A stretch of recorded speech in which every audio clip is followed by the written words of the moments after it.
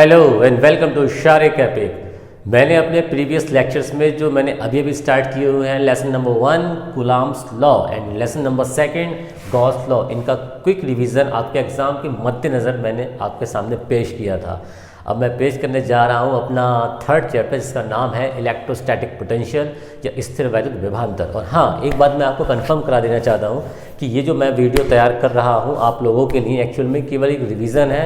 ये कोई full derivation solve नहीं कराए जाएंगे। अगर आपको मेरे फुल डेरिवेशन सॉल्व करने हैं तो आप डिस्क्रिप्शन में जाकर के वीडियोस जाके देख सकते हैं। सो बिना टाइम वेस्ट करें चलिए बात करेंगे सबसे पहले इलेक्ट्रोस्टैटिक पोटेंशियल होता क्या है। और उससे पहले मैं आपको बताना चाहूँगा कि इलेक्ट्रिक फील्ड यानी वैद्युत क्षेत्र को अगर हम रिप्रेजेंट करना चाहते हैं तो इसको हम दो क्वांटिटी से यानी दो राशियों से प्रदर्शित कर सकते हैं। नंबर 1 इलेक्ट्रिक फील्ड इंटेंसिटी यानी वैद्युत क्षेत्र की तीव्रता। नंबर 2 इलेक्ट्रोस्टैटिक पोटेंशियल, जिसकी बात हम आज करेंगे इस वीडियो के अंदर शॉर्ट ट्रिक में। सबसे पहली बात हम बात करते हैं कि वैद्युत विभव इलेक्ट्रोस्टैटिक पोटेंशियल क्या होता है। अगर हम किसी भी परीक्षण आवेश को ऑब्जर्वेटिव चार्ज को इन्फिनिटी से किसी भी इलेक्ट्रिक फील्ड के अंदर इलेक्ट्रिक फील्ड के अगेंस्ट किसी पॉइंट पर लेकर के आते हैं तो किया गया वर्क इलेक्ट्रोस्टैटिक पोटेंशियल या वैद्युत विभव कहलाता है। It means that V is equal to W/Q, जिसका मात्रक होता है वोल्ट या CGS सिस्टम में इसका मात्रक बन सकता है स्टेट वोल्ट। सबसे पहले गाइस हम बात करने वाले हैं वैद्युत विभवांतर की।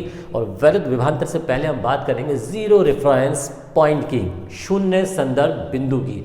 कि शून्य संदर्भ बिंदु होता क्या है। एक्चुअल में जहाँ पर विभव का मान पोटेंशियल का मान जीरो होता है वहाँ पर पॉइंट को जीरो रेफरेंस पॉइंट या शून्य संदर्भ बिंदु कहा जाता है। अब हम बात करते हैं कि अगर किसी भी परीक्षण आवेश को वैद्युत क्षेत्र के अंदर किसी एक बिंदु से दूसरे बिंदु तक वैद्युत क्षेत्र की विपरीत दिशा में ले जाने पर हमें जो कार्य करना पड़ता है उसको हम कहते हैं इलेक्ट्रोस्टैटिक पोटेंशियल डिफरेंस, या फिर हम कह सकते हैं स्थिर वैद्युत विभवांतर।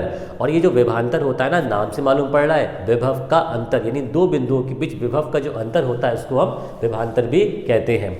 और गाइस ध्यान रखने वाली बात यह है कि जितना आप इलेक्ट्रिक फील्ड के अगेंस्ट जाओगे आपको उतना ज़्यादा वर्क करना पड़ेगा और उतनी ज़्यादा आपको विभवांतर प्राप्त होगा। और अगर आप वैद्युत क्षेत्र के लंबवत जा रहे हैं, चाहे आप वर्टिकल ऊपर जा रहे हो या वर्टिकल डाउनवर्ड नीचे की तरफ जा रहे हो, हर अवस्था में आपके विभव का मान कांस्टेंट रहेगा। वैद्युत क्षेत्र के लंबा जाने पर विभव में कोई भी परिवर्तन नहीं होता है। अब हम बात करने वाले हैं बिंदु आवेश के कारण वैद्युत विभव का फॉर्मूला क्या होता है। गाइस मैंने पहले आप लोगों को क्लियर कर दिया था कि बिंदु आवेश होता क्या है। एक ऐसा आवेश होता है जिसकी दूरी की तुलना में वैल्यू बहुत ही कम होती है, मान बहुत ही कम होता है, उसको हम पॉइंट चार्ज कहते हैं। अब पॉइंट चार्ज के कारण किसी भी पॉइंट पर किसी भी बिंदु पर अगर हम बात करना चाहें वैद्युत विभव की तो इसका फॉर्मूला होता है V is equal to 9 × 10⁻⁹ Q/R, या हम कह सकते हैं V is equal to 1/4πε0 × Q/R, क्योंकि अगर आप न्यूमेरिकल यूज कर रहे हो देन 1/4πε0 × Q/R। और अगर बाई चांस आप न्यूमेरिकल यूज करने वाले हो, न्यूमेरिकल में इसका सॉल्यूशन लेने वाले हो तो आप यूज करेंगे 9 × 10⁻⁹ Q/R। अब हम बात करेंगे अक्षीय स्थिति में किसी वैद्युत द्विध्रुव के कारण वैद्युत विभव का फॉर्मूला क्या होता है। तो गाइस बहुत ही सिंपल फॉर्मूला होने वाला है इसका, V is equal to 1/4πε0 × P/R²। अगर हम बात करें निरक्षीय अवस्था में वैद्युत विभव का फॉर्मूला इलेक्ट्रिक डाइपोल वैद्युत द्विध्रुव के कारण क्या होता है, बहुत सिंपल है। इसका formula V is equal to 0, क्योंकि इसकी कोई वैल्यू नहीं होने वाली। जब आप डेरिवेशन मेरा चेक करेंगे जो कि मैंने प्रीवियस लेक्चर में ऑलरेडी अपलोड कर रखा है तो वहाँ इसकी वैल्यू V बराबर 0 निकल के आने वाली है। अब हम बात करते हैं आवेशों की वैद्युत स्थितिज ऊर्जा की। अगर कोई भी दो आवेश रखे हुए अनंत पर तो उनकी जो ऊर्जा होती है, जो वैद्युत स्थितिज ऊर्जा होती है वो 0 होती है। और अगर हम किन्हीं भी दो चार्जेस को, दो आवेशों को अनंत से वैद्युत क्षेत्र के अंदर वैद्युत क्षेत्र की विपरीत दिशा में लेकर के आते हैं और एक सिस्टम तैयार करते हैं, तो सिस्टम को तैयार करने में जो कार्य करना पड़ता है उसको हम कहते हैं आवेशों की वैद्युत स्थितिज ऊर्जा। और आवेशों की वैद्युत स्थितिज ऊर्जा की जब बात यहाँ हो ही रही है तो हम बात करेंगे दो बिंदु आवेशों के कारण वैद्युत स्थितिज ऊर्जा, जबकि हमें कोई इलेक्ट्रिक फील्ड अलग से दिया हुआ नहीं है। इसका फॉर्मूला बनता है 1/4πε0 × Q1 Q2/R प्लस। अगर हम करना चाहते हैं तो आपको लेने होंगे तीन बिंदु आवेशों की। दो बिंदु आवेशों के लिए बहुत ही सिंपल फॉर्मूला जो मैंने आपको अभी बताया 1/4πε0 Q1 Q2/R, स्क्वायर मत कर देना वरना ये कूलम्ब का नियम बन जाएगा। अब अगर हम बात करें तीन आवेशों की तो तीन आवेशों को हम ट्रायंगल यानी त्रिभुज के रूप में अरेंज कर लेंगे, Q1 Q2 Q3 या Q1 Q2 Q3 या Q1 Q2, आप जैसी चाहो वैसा ही इन त्रिभुज पर आवेश को लगा सकते हो। तो इसका फॉर्मूला बनेगा U = 1/4πε0 Q1 Q2 upon R12 plus 1/4πε0 Q2 Q3 R23 plus 1/4πε0 Q1 Q3 आप लगा सकते हैं, और इसका फॉर्मूला बनेगा अपॉन में R13।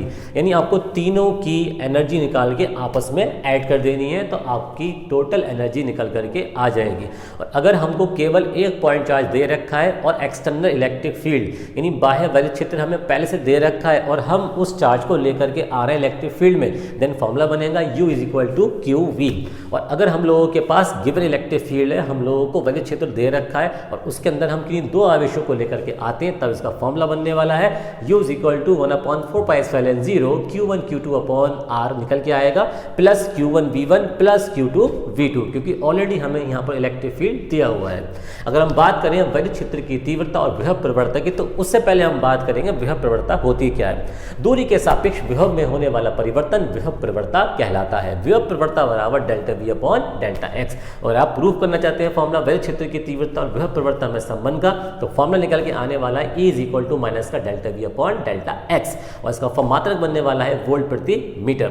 सो गाइस, अब हम आगे बढ़ते हैं। किसी भी डायपोल को किसी भी इलेक्ट्रिक फील्ड में घुमाने में किए गए कार्य का सूत्र क्या होता है, फॉर्मूला क्या होता है। तो फॉर्मूला होता है W = PE1 - cos थीटा, जिसके अंदर हम थीटा की वैल्यू 0 लगा सकते हैं अकॉर्डिंग टू क्वेश्चन पेपर। हम थीटा की वैल्यू 180 लगा सकते हैं अकॉर्डिंग टू क्वेश्चन पेपर, और थीटा की वैल्यू हम 90 भी लगा सकते हैं। बट जो सबसे फेमस मामला है वो आता है कि किसी भी डायपोल को किसी भी इलेक्ट्रिक फील्ड के अंदर 180 डिग्री के कोण पर घुमाने पर किए गए कार्य का मान कितना होगा। तो W = PE1 - cos 180, और cos 180 की वैल्यू माइनस की 1 होती है। देन W = हो जाएगा फॉर्मूला 2PE।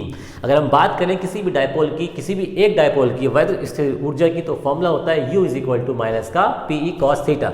अगर हम बात करें किन्हीं दो डायपोल्स की वैद्युत स्थिर ऊर्जा का, तो फॉर्मूला बनता है U = माइनस का 1/4πε0 P1 P2 अपॉन R³ और यहाँ से हम फोर्स का फॉर्मूला भी निकाल सकते हैं, माइनस का 1/4πε0 P1 P2 अपॉन R³। और जब आप इसको सॉल्व करेंगे, तो सॉल्व कैसे करेंगे, आपको इस इक्वेशन का डिफरेंशियल करना पड़ेगा। और कौन सा फॉर्मूला आप लगाओगे, F = माइनस का du/dr। और इस तरीके से आप इसको सॉल्व भी कर सकते हैं। और इसको सॉल्व करने के लिए आपको एक काम करना होगा, और वो काम क्या है आपका, बहुत सिंपल सा काम है। काम ये है कि आपको इसमें अलग अलग एंगल्स की वैल्यू लगा करके देखनी है। तो आप अलग अलग एंगल्स की वैल्यू लगा के भी इसको सॉल्व कर सकते हैं। सो गाइस, मैंने आपको इस चैप्टर के लगभग खास कुछ जो पॉइंट्स थे उनके बारे में बता दिया है। और अगर आपको कोई दिक्कत है तो आप मेरे पास कमेंट करके मुझे बता भी सकते हैं यूट्यूब चैनल पर, जिसका नाम है शारिक एपिक। और अगर आपने अभी तक मेरे चैनल को सब्सक्राइब नहीं किया तो चैनल को सब्सक्राइब जरूर करें। ये वीडियो बहुत फास्ट ट्रैक वीडियो थी जो आपके एग्जाम रिवीजन के लिए काफ़ी इंपॉर्टेंट